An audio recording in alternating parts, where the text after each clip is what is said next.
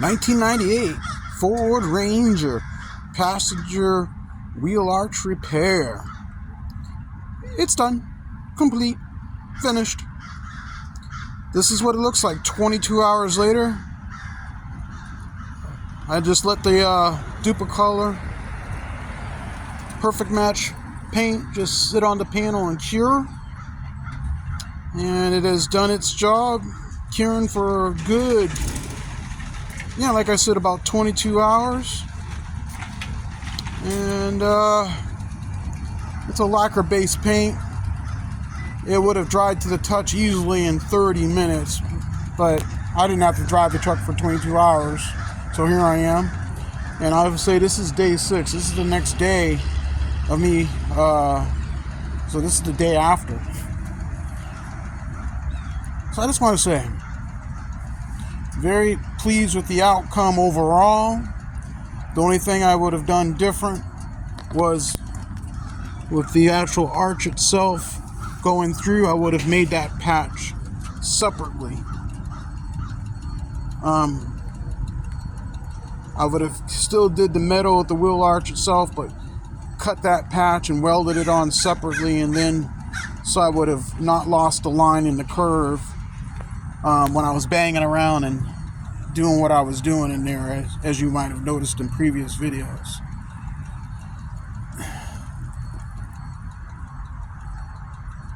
But like with everything else, you learn from what you do and you just get better.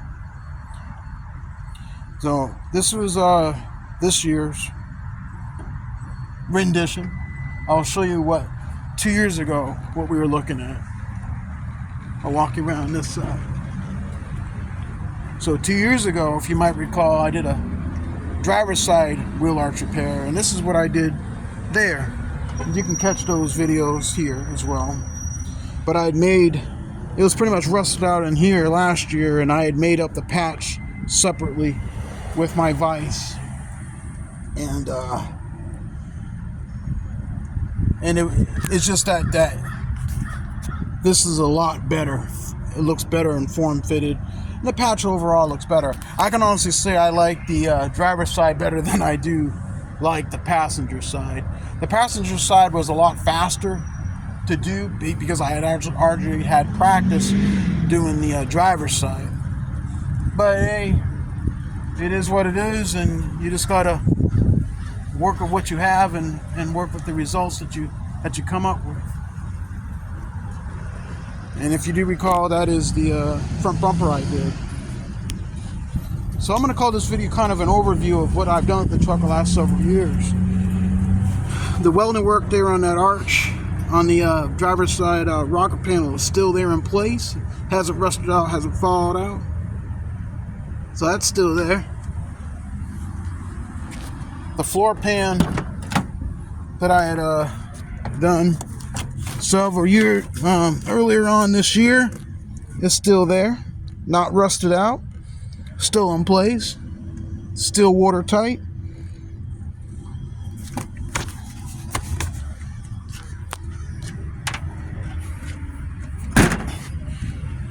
Let's see.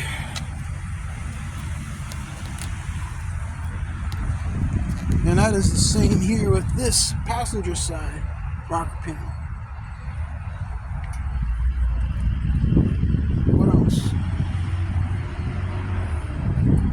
Just kind of walking around the truck. My next goal is to hit that, which will come up in future videos. Take care of that. I also did a frame repair, if you call, a frame patch in a video or two. So you can do a lot welding and doing work yourself. And that is using that titanium 125 easy flux welder, flux core welder, and I had 0.030 Vulcan wire. That wire did not come originally with the titanium easy flux welder there. Bought it from Harbor Freight. So the Vulcan wire is a little bit better. It seems to burn and penetrate, burn harder, penetrate better, and spools out of the machine a lot easier. what else could I say about this job? I would say go easy on yourself. I would have a process in place. I call it the TURD, which I call it think, learn, reason, and do. Think about what you're gonna do. Visualize it in your head. Know what that end game is that you want to accomplish. I always start with a problem statement. What is the problem that I want to solve? And that problem could basically be this. I establish a goal, and then I think about how I want to accomplish it. I think about what it is that I want to solve, define that problem. I learn about it by doing research or gathering information, YouTube videos from others perhaps, talk to the experts, whatever you need to do. Then I reason about it. Is it feasible? Can I actually do it? Is there anything stopping me from prohibiting it? Reason out that process. Toss some things around. Ultimately, then you're going to just have to do it. There is no escaping that reality. You can watch all the YouTube videos, talk to all the experts, but just get in there and start doing it. Don't try, do. And if failure is part of that process, I think they call it iterative learning process. Take from what you've learned and apply that again. But be easy on yourself. It's fun. I guess it can be as fun as you make it.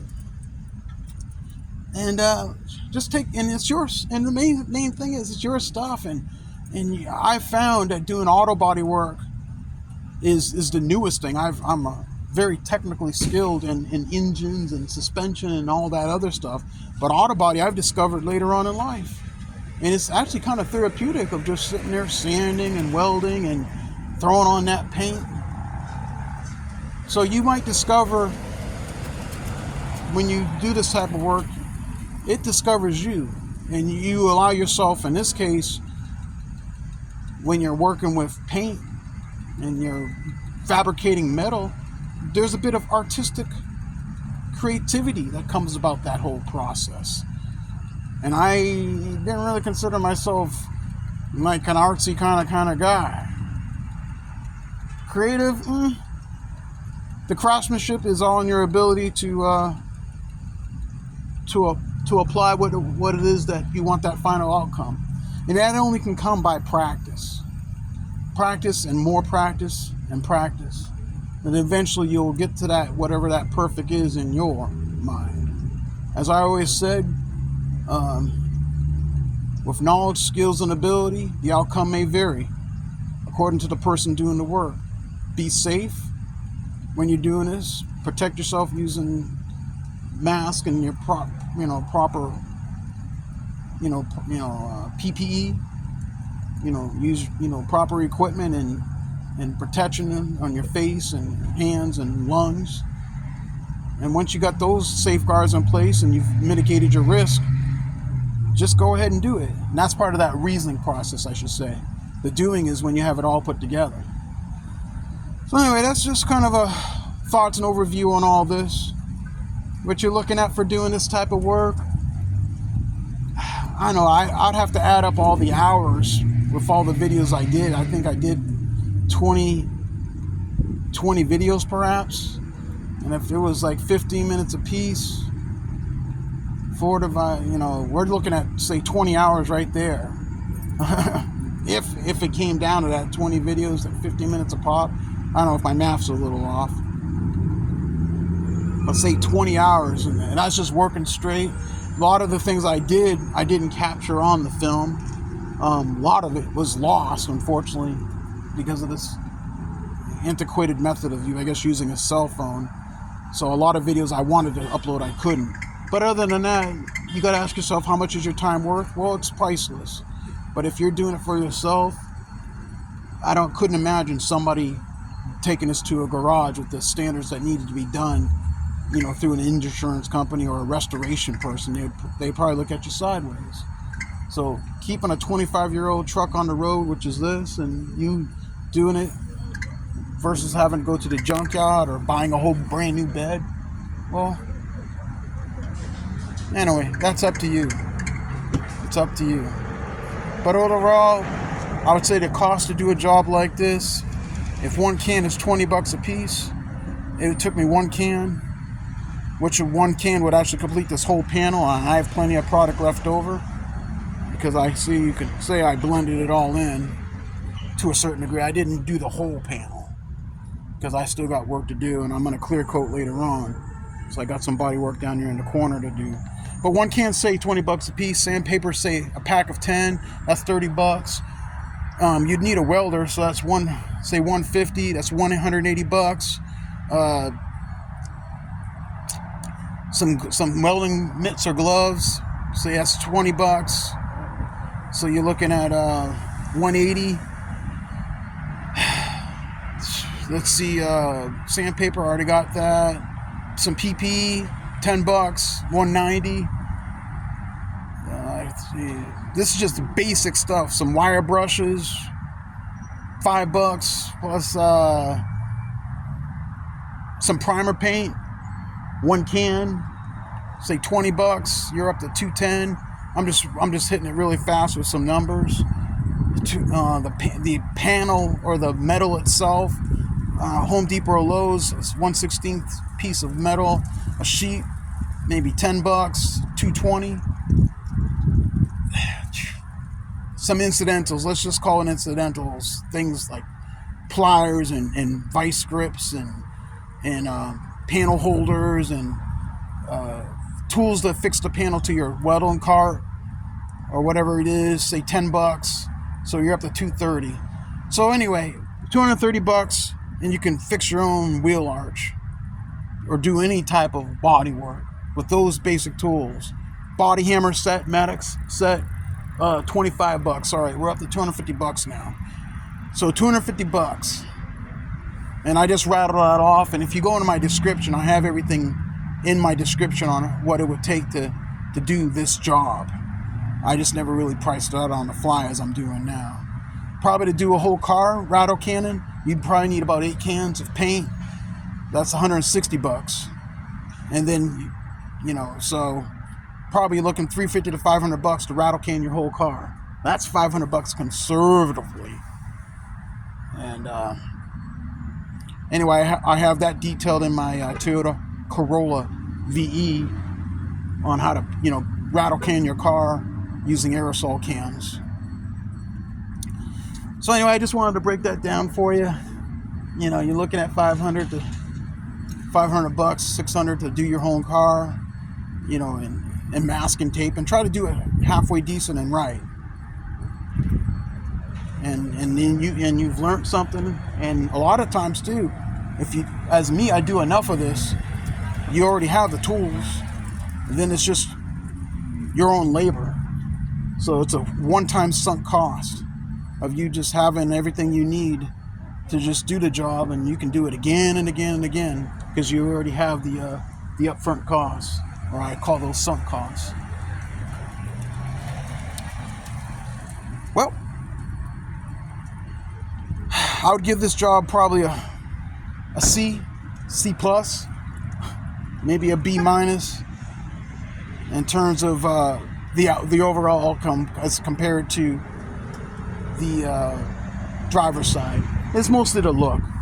I know I can go back in there again and cut this whole thing out and do it the way I would want it to look. But in terms of functionality, I would give it an A. That's not going to rust out. The patch will probably outlive the whole truck, maybe another 25 years, anyway. But anyway, at least I can drive down the road a little bit more respectively when I meet with clients, and I do a lot of work on this truck, because ultimately this whole truck is going to get repainted anyway with my air compressor and spray gun. But I enjoy doing these videos. I don't claim to have a way. I don't even want to call it the Ablecraft way. I'm just showing you a process. Take what you like, leave the rest. If it's even what not to do, learn from that. But ultimately, I want you, and I would encourage you to do. Get out there and just start doing, and be safe doing it, and have some fun. Because And it certainly is. And I've discovered how to kill the rust. Cut it out, weld it in. Eventually the rust may win, but at least not when I'm Ablecrafting. And if I was to say what Ablecraft's about, just being able to do your craft. Being able. So you guys get out there and be able. You are able to do this, and you can do. All right. And I just want to say, have yourselves a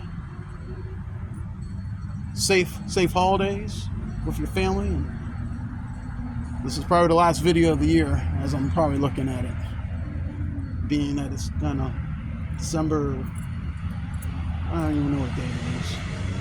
Probably the 15th. Okay, take care.